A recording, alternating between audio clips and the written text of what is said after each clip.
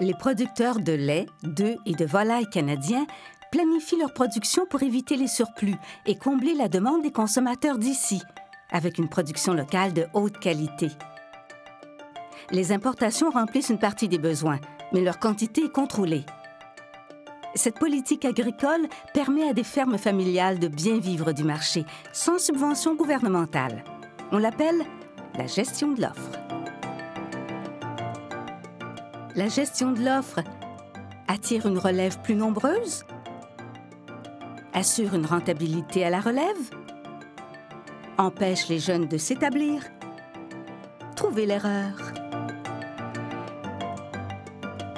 C'est absolument essentiel de s'occuper de la relève si on imagine qu'on a besoin encore d'avoir de l'agriculture et qu'on a besoin encore de s'alimenter. Il faut permettre à des jeunes d'avoir accès, puis par de l'encadrement, par de l'accompagnement, par aussi, dans le cas de la gestion de l'offre, évidemment, quand il y a des prêts de quotas ou de la disponibilité de quotas, bien, ça facilite l'accès à des jeunes là, de s'établir en agriculture.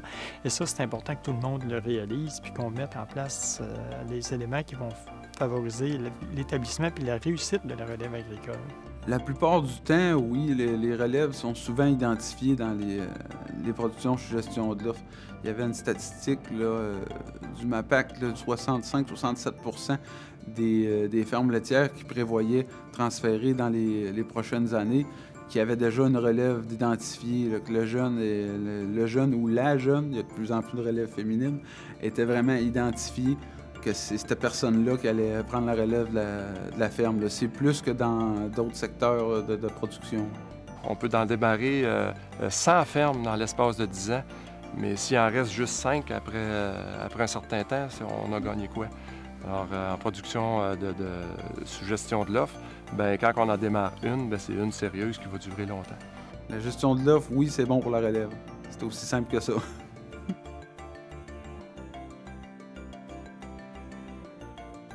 Comme autre avantage de partir, de démarrer avec sur la gestion de l'offre, c'est que ça permet d'avoir un revenu annuel dès le début qui est intéressant.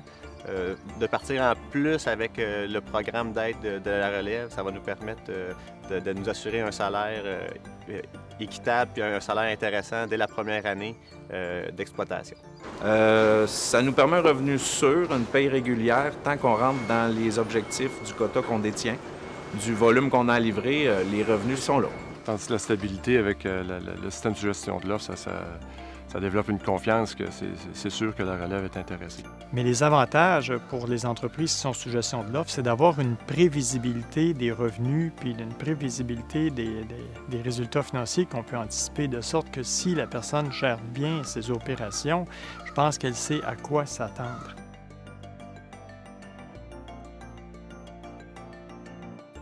C'est sûr que les quotas ont pris de la valeur au fil des ans. C'est pour ça que dans nos principales productions, on a mis en place des systèmes pour permettre aux jeunes producteurs d'accéder à la production. Et on a aussi mis des mécanismes de transaction des quotas pour assurer que les quotas soient disponibles, pas uniquement aux plus gros producteurs ou aux plus importants producteurs, mais également à tous les producteurs du Québec. Je vais parler peut-être plus pour mon cas à moi, c'est la Fédération des producteurs d'œufs.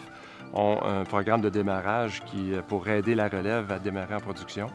Et ce qui est octroyé, c'est un quota de 5000 pondeuses prêtées à vie. Donc, je ne sais pas si... Oui, puis c'est un prêt qui est transférable aussi à nos enfants et à notre relève. Et c'est un programme super intéressant. Je pense que ça nous a permis, nous, en tout cas, de se partir là-dedans. Là, puis on trouve ça vraiment, vraiment intéressant. Il y a un programme de prêt de quota pour la relève qui prend une ferme déjà existante. Et depuis 2006, on a mis en place un programme d'aide au démarrage, donc qui offre un prêt à des entreprises qui démarrent des nouvelles fermes. Et depuis les débuts, là, ça nous a permis d'octroyer des prêts pour près de 80 fermes laitières, donc 80 nouvelles entreprises qui vont démarrer. C'est clair, on a créé une demande parce que c'est un secteur qui performe bien. Donc, les gens ont le goût d'être dans ce secteur-là, mais en même temps, ça coûte de quoi de rentrer. C'est comme de vous dire, il y a une industrie qui va super bien, tout le monde veut faire ça, mais là, ça me prend une usine qui coûte 3-4 millions pour rentrer. Bien, c'est sûr que c'est pas tout le monde qui l'a le 3-4 millions. Puis quand ça a été le temps de démarrer mon entreprise, bien, On a vendu notre maison, on a vendu ce qu'on avait de surplus, puis on a investi dans notre entreprise parce qu'on y croyait, puis on est là aujourd'hui. Oui, les banquiers sont ouverts, sont intéressés à financer du quota. Les banquiers sont là, puis sont intéressés à prêter. Ne pas faire la production sous gestion de l'offre. Trouver l'erreur. C'est donc une erreur de prétendre que la gestion de l'offre empêche les jeunes de s'établir. La gestion de l'offre au Québec, c'est 7 288 fermes familiales, 42 % des recettes agricoles, une contribution au PIB de 7,19 milliards de dollars et 81 971 emplois.